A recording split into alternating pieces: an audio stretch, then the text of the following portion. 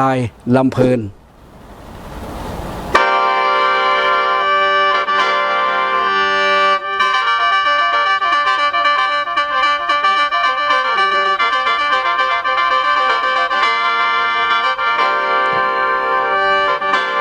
โลกเห็นฟ้าสว่างแจ้งอยู่ผาแห่งชนะใด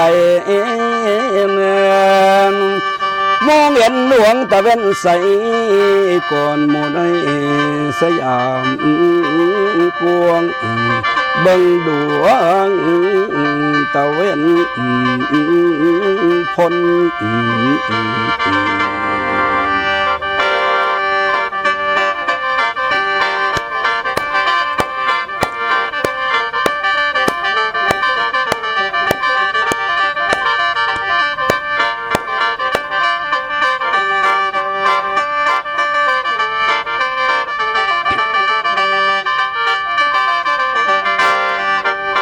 อ้อยเดินน้อยพยาโคไปใส่ใจส่วนกระมึงเอาบนเลือซาสิสาเส้นหลายด้านสมเป็นบ้านสิเป็นเมืองเลือดันจะเลือดันพอกระพงผู้ปั้นแปลงสร้างแต่งเมืองเลือสาเฮียมเนี่ยนาแบ่งสองเสียกระพัดจะหลายพันปีกระสือมีผ่าแต้มแกงหินหาดทรายสวยสดมีแต่งามงดสวยสุดสายตาธรรมชาติสร้างมานานาเช่นแกงตัดหน้าอะไรว่าแกงสะพีคนลือหิน3,000 โบกแห่งเดียวในโลกอยู่ในนาที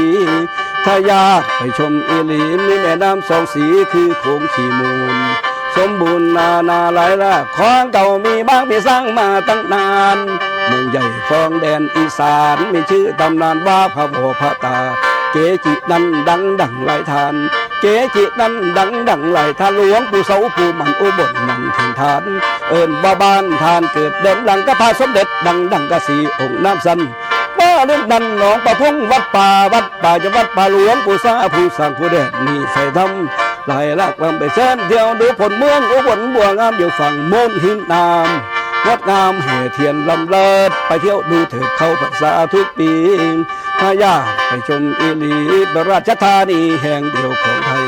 น้ำแดงใดพ่อสีบายจะบายหาดคู่เดือน้องอาจไปกินเขาที่แพงดีแท้ปลาแสบเขาเผาดีแท้ปลาแสบเขาเผากับมุกอุบลของเฮาอยู่หมวนเฮ5 กองหมุนเนี่ยละ5 กอง5 กองเจ้า5 กอง